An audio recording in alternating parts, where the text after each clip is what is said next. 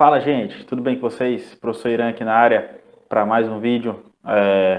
Hoje vamos comentar um pouco sobre a aplicação mais importante do modelo de Bohr, tá? A consequência mais importante do modelo de Bohr, que foi justamente a capacidade do modelo de Bohr, do modelo atômico de Bohr, explicar os espectros de emissão dos átomos de hidrogênio, ou do átomo de hidrogênio, né? A gente, lá no começo, quando estávamos estudando a transição dos modelos atômicos de Thomson para Rutherford, falamos que, quando acabou, na verdade, o modelo de Rutherford, falamos que um dos problemas da época era a radiação do corpo negro, que os cientistas estavam estudando, e outro problema também da época era a falta de explicação dos espectros atômicos de hidrogênio, espectro de emissão. Era um problema que precisava ser resolvido na época e não tinha sido resolvido até aquele momento. Certo? Então, um dos sucessos do modelo atômico de Bohr foi justamente explicar a origem das linhas, tá? É óbvio que ele também pegou muita coisa que já tinha sido feita, tanto por Planck, do ponto de vista de ideia de quantização, ele também pegou as ideias de Balmer e as ideias de Rydberg para conseguir calcular aquela localização das linhas, que aquela localização já tinha sido calculada, na verdade. Ele só fez refinar a teoria. E aí, com base na teoria de Bohr, ele também conseguiu explicar aquela fórmula de Rydberg e de Balmer, que consegue calcular a posição das linhas espectrais. Beleza? Então hoje a gente vai ver a parte dos espectros atômicos do átomo de hidrogênio de maneira um pouquinho mais aprofundada, tá?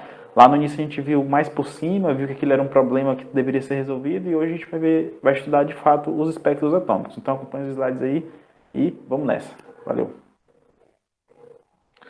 Beleza, pessoal. Então, para estudarmos os espectros atômicos do átomo de hidrogênio, ou os espectros de emissão do átomo de hidrogênio, a gente precisa logo entender, ou precisa relembrar, como que esses espectros são gerados, né? Esses espectros são gerados, basicamente, você tem um tubo de gás, né? Pode ser um gás, como aqui a gente vai falar do hidrogênio, vai ser um gás hidrogênio, né? O gás hidrogênio, que ele é o H2, beleza? Ele está dentro desse tubo. Esse tubo é muito similar àquele tubo dos raios catódicos, né? Você tem o gás aqui dentro, você tem uma alta tensão, porque você tem dois eletrodos aqui com uma diferença de potencial, e aí você aplica essa diferença de potencial, vai gerar uma alta tensão. Quando você tem essa alta tensão aqui, essa diferença de potencial com gás aqui dentro, esse gás vai sofrer aquilo que a gente chama de descargas elétricas, né? Então, justamente isso, é chamado tubo de descarga. Então, essas descargas elétricas irão provocar a quebra dessas moléculas aqui de H2. Tá? Essas moléculas de H2 irão formar o quê? O H mais o H. Né? Vai ter uma ruptura homolítica da ligação H2. Tá? Quando ocorre a quebra dessas moléculas de H2, eu vou ter somente espécies atômicas, somente os átomos de hidrogênio. E aí essa descarga elétrica que está acontecendo aqui dentro, esse fornecimento de energia elétrica, vai excitar esses átomos de hidrogênio para estados excitados. E aí quando esses átomos passam para estados excitados e retornam para o estado fundamental, ele vai emitir energia. E é justamente essa energia que ela é observada aqui, ó, tá? Essa energia da emissão dos átomos de hidrogênio após eles serem excitados. Eles passam por essa fenda e aí, nesse processo de emissão, ele vai gerar uma amplitude muito grande, comprimento de ondas, né, dessas emissões, e aí você tem aqui um pequeno orifício na qual esses comprimentos de ondas irão convergir, tá? Que aí é um fenômeno muito similar ao fenômeno de difração, que vamos ver mais tarde. E aí, quando essa quantidade de comprimentos de onda lá da emissão dos átomos de hidrogênio passa por essa fenda, ela percorre esse caminho, beleza? Quando ela percorre esse caminho, ela chega aqui no prisma, beleza? Esse prisma, qual a função do prisma? É decompor esse comprimento de onda aqui dos átomos, esse comprimento de onda que foi emitido pelo átomo de hidrogênio. Quando esse prisma decompõe essa luz aqui oriunda do átomo de hidrogênio, elas decompõem em vários outros comprimentos de ondas, com cores diferentes, obviamente. E aí você tem uma chapa fotográfica, que é como se fosse serve para marcar onde os comprimentos de ondas estão localizados, ou como se fosse um filme lá das máquinas fotográficas antigas, né? E aí quando você vira a chapa fotográfica e observa, você consegue enxergar onde que os comprimentos de ondas estão localizados, tá? Esses são os comprimentos de ondas ou as linhas espectrais provenientes dos átomos de hidrogênio, tá? E aí quando você organiza essa chapa fotográfica, você consegue gerar aqui aquilo que a gente chama de espectro de emissão do átomo de hidrogênio. Então, em resumo, você tem gás de hidrogênio aqui dentro, né, moléculas de H2. Essas moléculas de H2 vão sofrer uma alta tensão, né? Você tem eletrodos com uma diferença de potencial, sofrerão alta tensão. Essa alta tensão provocará descarga elétrica e essa descarga elétrica provocará a ruptura das ligações H2.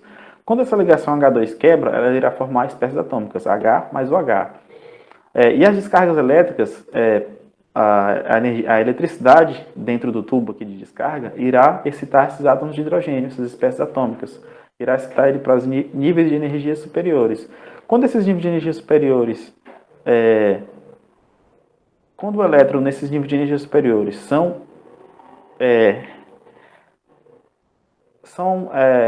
quando os elétrons nos níveis de energia superiores retornam para os níveis iniciais, os níveis fundamentais, esse processo de retorno vai emitir uma radiação eletromagnética. E aí essa radiação eletromagnética está mostrada aqui, nessa parte aqui. E aí ela passa por uma fenda, essa fenda depois irá passar a radiação, no caso, e a radiação depois irá passar por um prisma, e o prisma irá decompor. Então, estou falando tudo de novo, para a gente poder entender todo esse processo, beleza? Então, esse aqui é o processo na qual é gerado o espectro atômico para o átomo de hidrogênio, por exemplo, beleza? E aí a gente viu, né, essa figurinha aqui, ó, ela mostra que quando um fóton ou um elétron, quando o elétron está, por exemplo, nessa órbita 3, né, está na órbita 3, e ele retorna aqui para a minha órbita 2, ele emite um fóton de energia, ou ele emite a radiação, tá? Que é justamente essa radiação que é observada aqui, ó. Que aí depois que ela passar por todo esse processo, ela vai gerar o meu espectro de linhas. Beleza? Então, a explicação formal de como que é gerado o espectro atômico foi basicamente isso tudo que eu falei. Beleza? E por que isso é importante para a química, hein? Eu já falei. A gente não consegue estudar diretamente os elétrons, né? A gente consegue estudar ele indiretamente. E esse estudo indiretamente é porque a gente estuda justamente a energia ou a radiação que o elétron absorve e emite, que é justamente um ramo da química chamado espectroscopia. Então, eu estudar o espectro atômico dos átomos e lá mais para frente eu estudar o espectro de absorção ou emissão das moléculas, ele me dá bastante informação do ponto de vista estrutural e do ponto de vista atômico da molécula. Já que do átomo é a mesma coisa. Eu estudar o espectro atômico, eu vou estar entendendo como que está ocorrendo a distribuição dos elétrons ao redor do núcleo, tá? Então, justamente o modelo atômico de Bohr foi um cara que conseguiu explicar a origem dessas linhas, beleza? Ele conseguiu explicar a origem dessas linhas. E é isso que a gente vai ver aqui agora, beleza? Então, vamos lá. Vimos na aula passada, a respeito do modelo de Bohr, que a energia de um elétron em uma enésima órbita é igual a menos RH vezes 1 sobre n ao quadrado, né? Na qual o RH aqui é a constante de Rydberg e o n ao quadrado é um número inteiro que determina a minha órbita específica. Que mais na frente a gente vai entender que esse n aqui é um número quântico principal, mas por enquanto a gente não vai nem chamar de número quântico principal, porque a gente nem estudou isso, beleza? Então a minha energia associada a uma órbita n, ela está relacionada com a constante de Rydberg e com o inverso desse n ao quadrado, que é justamente o n é o nível no qual o elétron vai estar, né? O nível de energia, o nível energético, ou órbita, beleza? Então, o meu delta E, a minha diferença de energia nesses processos atômicos aqui descrito por Bohr, ou lá naquela condição de frequência de Bohr, que a gente falou que é a energia do nível superior menos a energia do nível inferior, ela vai ser aqui descrita da melhor maneira possível como sendo a energia do meu nível final menos a energia do meu nível inicial. Tá? Aquilo que já havíamos falado, que é a energia do nível superior menos a energia do nível inferior, lá da condição de frequência de Bohr, a gente vai trazer para cá e dar uma outra abordagem, uma abordagem mais direta. Vamos falar que a diferença de energia é igual à energia do nível final menos a energia do nível inicial. É um delta de energia, né? A gente não estudou na física a variação de velocidade, né, igual a velocidade final menos a velocidade inicial, lá na cinemática, na física clássica. Aqui, do ponto de vista da energia, vai ser a mesma coisa. Uma variação vai ser uma variação de energia, e essa variação vai ser a minha quantidade de energia final menos a minha quantidade de energia inicial. Beleza? Só que esse meu EF, que é a energia final, e o meu EI, que é a energia inicial, eles podem ser escritos dessa forma aqui, ó. Beleza? O EF é igual a menos RH vezes 1 dividido por NF ao quadrado. Poxa, professor, de onde foi que veio isso aqui? Veio daqui dessa expressão, ó. Eu só fiz pegar e copiei. Eu falei, já que o meu N é isso aqui, então o meu EF vai ser a minha energia para o nível F, que é o nível final, vai estar associada com o NF, que é o nível final, né? Só fiz pegar. E a minha energia do EI, do meu nível inicial, vai estar associada com N inicial ao quadrado, que é justamente a mesma fórmula aqui. A única coisa que eu fiz foi substituir o N aqui na minha fórmula de Bohr, de energia de Bohr para anésima órbita, eu substituí o N por F, quando for o nível final, e substituí N por I, quando for o nível inicial. Beleza? E aí, o que foi que eu fiz aqui embaixo? Peguei o ΔE e peguei o ΔE aqui, né? ΔE, e só fiz substituir aqui na fórmula de energia final menos energia inicial. Aí, quem que é a energia final? Tá aqui, né? Menos a energia inicial. Quando você faz todo o rearranjo matemático aqui, nós iremos chegar nessa expressão aqui embaixo. Ó. ΔE é igual a RH, né? ΔE é igual a RH vezes 1 sobre NI ao quadrado menos 1 sobre NF ao quadrado. Beleza? O que eu aconselho vocês fazerem? Eu aconselho que vocês peguem essas expressões aqui, que eu estou mostrando aqui no slide, e tentem refazer, tentem deduzir todas as fórmulas vocês sozinhos, beleza? Tentem pegar o EF, tentem pegar o EI, aí façam EF menos EI e façam todo o rearranjo matemático no passo a passo, como está aqui no slide. Beleza? Façam todo o rearranjo e aí você vai chegar nessa expressão aqui final. ΔE é igual a RF vezes 1 sobre NI ao quadrado menos 1 sobre NF ao quadrado. Beleza? Alguém fala assim, professor, essa fórmula é muito similar àquela fórmula lá de Rydberg que o senhor já tinha explicado lá no começo. Realmente, ela é muito similar, tá? A única diferença é que agora esses valores de N, eles têm uma explicação lógica. O N aqui, que lá o Rydberg e o Bauman falavam que era ele nem falava que era nível, ele falava que era somente números inteiros, e um maior do que o outro, só falava isso. E agora aqui não, a gente já sabe que o N são os níveis de energia, tá? Então essa foi a grande sacada de Bohr. Foi pegar essas equações que já existiam e agora ele deu o significado físico a esses valores inteiros N, tá? Que são os números, que são as órbitas na qual o elétron vai estar, tá? Então, quando ele fala órbita N final, significa que é a órbita final, na qual o elétron vai estar. Órbita inicial, o N inicial, o NI, é a órbita inicial na qual o elétron irá partir, antes de ser excitado. Então, o Bohr foi o cara que deu significado físico para as expressões de Rydberg, beleza?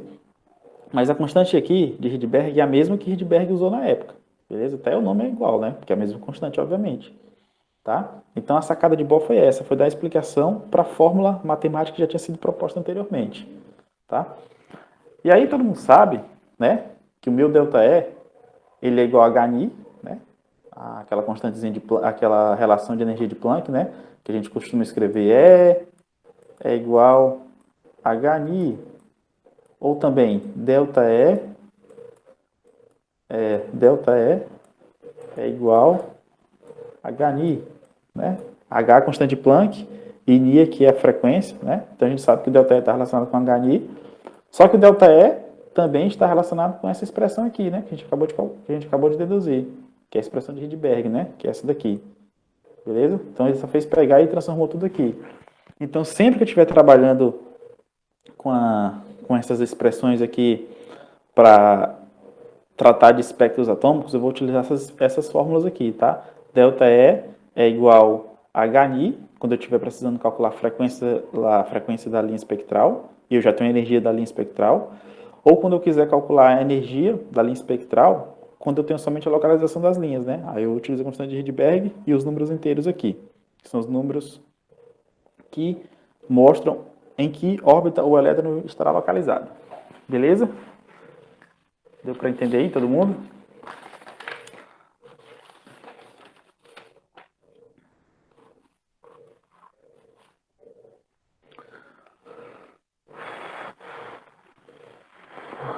Uma coisa que é importante mencionarmos aqui deixa eu limpar tudo isso daqui para a gente poder comentar. Beleza, limpei tudo aqui, agora vamos trabalhar de novo. Beleza. Uma coisa que é interessante a gente notar dessa fórmula aqui, ó, é o significado matemático disso daqui. Beleza? toda vez que o meu NI inicial for maior do que o NI final, essa expressão entre parênteses aqui, ela vai dar um valor negativo. E aí alguém fala assim, ah, professor, beleza, então se dá um valor negativo, significa que o meu delta é negativo. É justamente isso, tá? É justamente isso. Como que isso funciona? Vamos partir aqui, vamos partir do princípio que eu tenho dois níveis de energia, tá? Tem um nível de energia aqui, que eu escrevi a linha, e tenho esse outro nível de energia, beleza? Esse nível de energia é o meu nível inicial, o NI, beleza? E esse meu nível aqui de baixo é o nível final. As pessoas podem muitas vezes confundir isso daqui, tá? Mas o nível inicial ele pode ser sim o nível de maior energia. Então, digamos que eu tenho um elétron excitado, eu tenho um elétron aqui no meu nível inicial, ó, o NI, que é o de maior energia. Está excitado aqui, é o bonitinho, o elétron. E aí, o que vai acontecer? Esse elétron vai retornar para o nível de mais baixa energia, que é o meu nível final. Beleza? Claramente aqui, eu consigo observar que o meu NI que está em cima, eu consigo observar claramente que o meu NI que está em cima é maior do que o meu NF, né? Claramente eu consigo observar, né? Que o NI está em cima, ele é um número inteiro maior, ele é uma órbita de maior energia. Então, se meu NI, que é o N inicial, for maior do que o N final, essa expressão aqui entre parênteses, ela vai dar um número negativo, beleza? Porque eu vou estar dividindo 1 pelo número maior, menos 1 dividido pelo número menor. Né? Então, essa divisão aqui vai dar um número menor. Né? Essa divisão aqui vai dar um número menor. Menos um número maior. Então, vai dar uma divisão aqui negativa. Beleza? Essa divisão negativa vai me proporcionar o quê? Um ΔE negativo. Aí, toda vez que aparecer esse ΔE negativo, tá? Com sinal de menos, ele vai estar querendo me dizer o quê? Que essa energia está associada a um fenômeno de emissão. Ou seja, um fenômeno de liberação de energia, um fenômeno de emissão de energia para as vizinhanças, digamos assim. Então, toda vez nos cálculos de vocês, que vocês estiverem realizando aí, e aparecer um ΔE negativo, você já pode associar com liberação de energia. ΔE negativo, está perdendo energia. Menos significa perda. Essa perda de energia também pode ser associada com uma emissão, está emitindo. Beleza? Já quando o meu parênteses aqui, as minhas contas aqui entre parênteses derem positiva, o meu ΔE vai ser positivo. Se o meu ΔE for positivo, significa ali que a energia está sendo absorvida. Beleza? É isso aí. Então é importante relacionar isso, tá? Outra coisa. Aí alguém fala assim, professor, seguinte, digamos que eu tenho aqui um caso em que meu ΔE deu negativo, tá? ΔE deu negativo. E aí a questão pede ao comprimento de onda. Aí eu tenho que relacionar ΔE com lambda, com comprimento de onda. Só que eu não existe comprimento de onda negativo, né, professor? E aí o que eu faço? Eu vou sempre usar o módulo, tá? Quando eu usar o ΔE, quando eu obter o ΔE aqui nas minhas contas, ΔE, eu vou deixar ela com valor negativo ou positivo, tá? Porque ele tem significado físico, se ele tiver com valor negativo. Existe sim energia negativa, é claro que existe. Agora, quando eu pegar essa ΔE e for calcular a frequência, calcular comprimento de onda, aí não, eu vou utilizar sempre o módulo, tá? O valor sem sinal, beleza? Para calcular o comprimento de onda, já que comprimento de onda, não existe comprimento de onda negativo, né? Não tem significado físico um comprimento de onda negativo, né? A onda tem que existir, ela tem que ter um comprimento de onda. Beleza? Daqui a pouco eu vou fazer uma questão e aí vocês vão entender o que eu estou falando. Beleza? Todo mundo conseguiu entender? Vamos passar aí para o próximo slide. Tranquilo?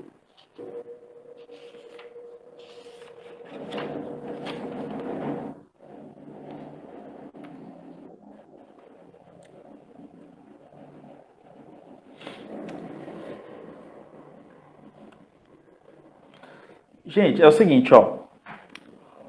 Aí, quando a gente parte para os espectros atômicos, existe uma coisa interessante dos espectros atômicos do átomo de hidrogênio, tá? Estamos falando aqui do átomo de hidrogênio. Existe um aspecto interessante, que é justamente as chamadas séries espectrais de emissão do átomo de hidrogênio. Por exemplo, quando um átomo de hidrogênio está no estado excitado e ele retorna para um estado de menor energia, ele recebe o nome de umas séries especiais, tá? E essas séries, esses nomes são homenagens aos cientistas que estudaram essas séries espectrais. Aí alguém fala, professor, não estou entendendo o que você está falando não, me explica isso daí melhor. Vou explicar isso aí aqui melhor, tá? Por exemplo, aqui nessa figura do lado, tá? Nesse gráfico aqui que eu estou mostrando, ó, que eu vou riscar aqui agora, ó, esse gráfico aqui, beleza? Ele mostra os níveis de energia do átomo de hidrogênio. Então, toda vez que o elétron estiver no nível 2 e voltar para o nível 1, tá? Toda vez que o elétron estiver no nível 3 e voltar para o nível 1, nível 4, voltar para o nível 1, nível 5, voltar para o nível 1, ou seja, toda vez que o elétron estiver em um estado excitado e voltar para o estado fundamental, que é o nível igual a 1, ele vai pertencer à série de Lyman, tá? Beleza? Então, que série é essa, professor? É aquela série na qual você tem o N final sendo 2, 3, 4, 5, 6, 7 até o infinito, e o N final, o N inicial sendo 2, 3, 4, 5, 6, 7, 8, 9, qualquer N diferente de 1, o N final é o N inicial.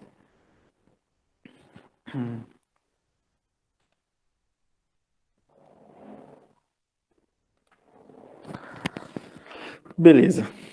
Então, professor, qual que o professor poderia me explicar novamente o que é a série de Lyman? Que série é essa? É a série na qual o meu N inicial ele pode ser 2, 3, 4, 5, 6, 7, 8, 9, até o infinito. E o meu N inicial e o meu N final é igual a 1. Ou seja, é toda vez que o elétron estiver em um estado excitado, inicialmente, e retornar para o estado fundamental. Tá? Então, o meu N final é sempre igual a 1. Então, toda vez que o meu N final for N igual a 1, é a série de Lyman. Beleza? E que região espectral está essa série? Tipo, a energia associada a essas transições aqui está na região espectral do ultravioleta, tá? Então, é uma transição bastante energética, beleza? Basta a gente lembrar lá da localização do espectro eletromagnético. Aí existe também a série de Balmer. A série de Balmer a gente já tinha estudado lá no começo, né? Foi um cientista também que, justamente com Rydberg, já havia trabalhado alguns conceitos de espectros atômicos do átomo de hidrogênio. Então, toda vez que o meu elétron estiver em níveis superiores e ele retornar para o nível 2, ele vai pertencer à série de Balmer. Beleza? Então, o meu nível inicial pode ser 3, 4, 5, 6 e assim por diante. E meu nível final sempre será 2. Então, toda vez que ele retornar para o nível 2, ele vai pertencer à série de Balmer. E essa região espectral está na região do visível ou ultravioleta, que a gente consegue enxergar. Tá? Então, as séries de Balmer, as transições referentes à série de Balmer, é bastante fácil de estudar, porque a gente consegue ver a olho nu, né? Está na região do visível, a gente consegue ver. E aí, assim sucessivamente, tem mais duas outras séries aqui de emissão do átomo de hidrogênio, né? Série de Paschen e a série de Bracht, tá? Também estão relacionadas. Série de Paschen, quando o elétron retornar para o nível igual a 3. Quando ele vir de qualquer nível superior, parar no nível igual a 3. A série de Bracht, quando ele tiver qualquer nível superior e parar no N igual a 4, tá? Então, essas são as séries espectrais dos átomos de hidrogênio, tá? Isso aqui costuma... nas listas de exercício eu posso cobrar, né? Posso pedir para calcular a transição eletrônica, a energia, comprimento de onda e perguntar a que série ela pertence e perguntar em que região espectral está essa série, tá? Essa série esse espectro de emissão, essa linha de emissão está em qual série, beleza? Então, toda vez que a gente estuda lá o espectro de emissão do átomo de hidrogênio, aqui, ó, que aparecem essas linhazinhas coloridas aqui, ó, que a gente está enxergando, essa aqui é a mais fácil de estudar. Por quê? Porque são as linhas que estão no visível, tá? Tá aqui a região do visível, de 400 a 700. E aí ela é a mais famosa, por quê? Porque é a que eu consigo enxergar. E essa série mais famosa é que série? A série de Balmer, tá? É a mais famosa que a gente vai conseguir estudar, tá? Que é a que está na região do visível, beleza?